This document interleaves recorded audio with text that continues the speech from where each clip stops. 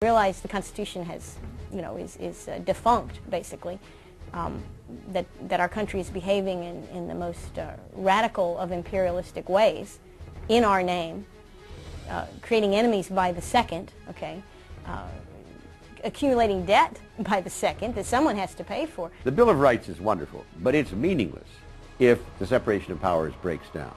Checks and balances, that's what keeps us going. When you combine this with an almost out-of-control defense budget that is actually threatening bankruptcy in the country, the intrusions of the military-industrial complex into the civilian economy, to the point that today that a great deal of what we're spending in this $1 trillion a year, trillion, it's 1,000 billion, more than any other defense budget on earth, that than the rest of the world's combined defense budgets. It's simply astronomical. I believe in just the decency and the wisdom of the American people. They want to believe their leaders, but eventually you lie to them long enough and they realize the difference between what you say and what you're doing, and they start to turn. They always do, and they're doing that now. I grew up in the shadow of the mushroom cloud, and since that time, Korea, Vietnam, El Salvador, Nicaragua, Panama, Grenada, the first Gulf War, Kosovo, Afghanistan, now this war in Iraq. And they talk to us about the great war on terror. The greatest terror that we face is the terror of what will happen if we continue to pour our wealth, our productivity, our resources into constant war. We're being driven and pulled in a very wrong-headed direction by some very reckless and dangerous people. One of the paragraphs in my manifesto is this: it's the first duty of the strong to protect the weak. It's not the duty of the strong to prey on the weak. It is not enough to be strong. We have to also have the moral authority to lead. We have a way of dealing with unsatisfactory political leaders. It's called impeachment.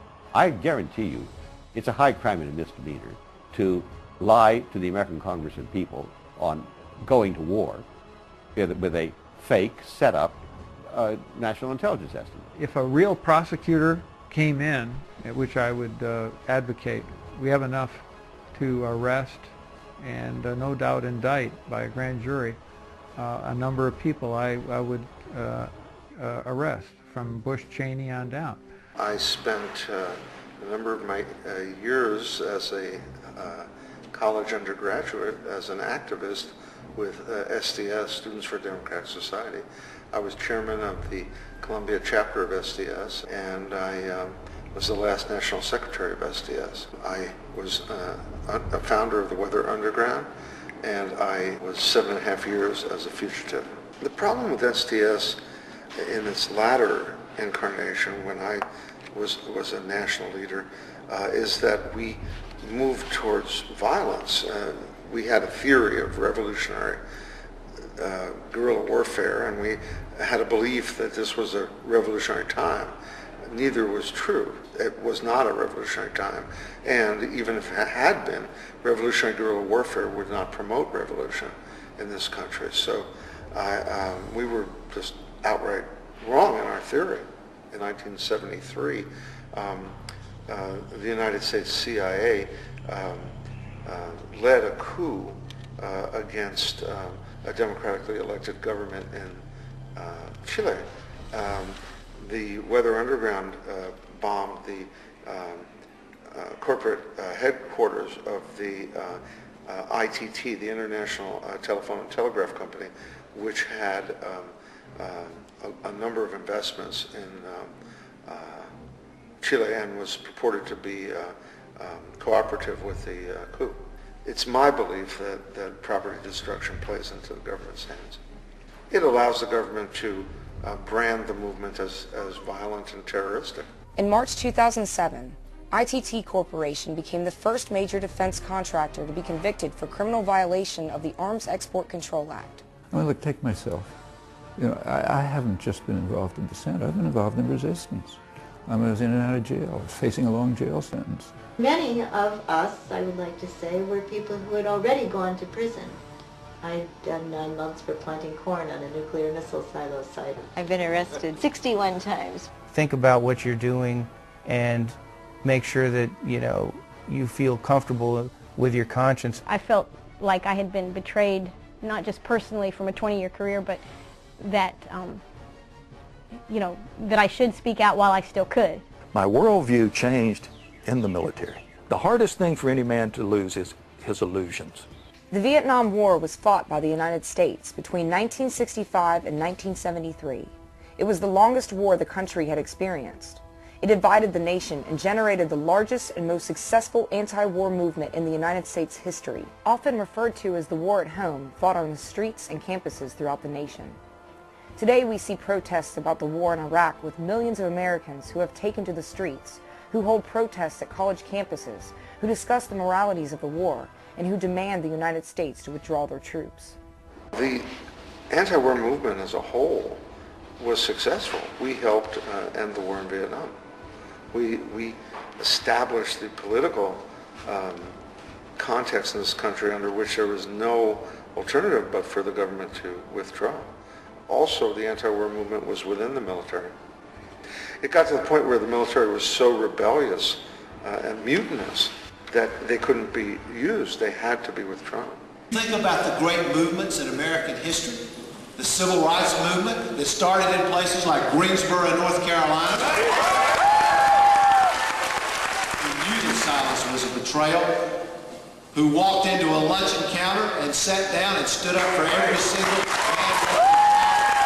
to speak out later against the war in Vietnam. We need that kind of strength and courage from you again. You can make such a difference. Each individual has to figure out how they best can contribute either to research, education, or activism. I began to speak out against what I saw to be misuse of information and power and intelligence to foment a war that had been long desired, apparently. I had turned in my commanders for violating the Geneva Conventions. Don't get a government job. Try to keep your independence, and that's financial independence. It's intellectual independence, which comes through education. A willingness to accept that your government may lie to you, because historically our government has lied to us. I just think the Patriot Act was a huge mistake that it will take us a long time to fix. It is the duty of the patriot to protect his country from its government. We're all citizens. If there's something that we don't like and we think is wrong, do something about it.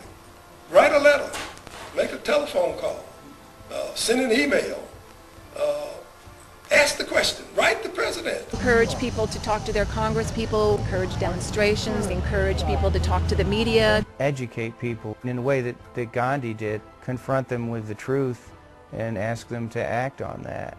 The greatest impact of the civil rights movement on me was the notion that what an individual does can make a difference. I went out to a major intersection on the border of Saudi Arabia and Iraq. This was the day that Congress authorized the president to do Desert Storm. I had to get arrested or do something because I didn't want to be part of the military in any capacity when the war broke out. These tanks and heavy-duty artillery and trucks were heading towards the front line, and with that Tiananmen Square incident in mind, I decided I'd hold up my hand and stop the traffic going towards the front line, which I did, and took off my uniform as a sign of resignation. There is some risk involved in action. There always is.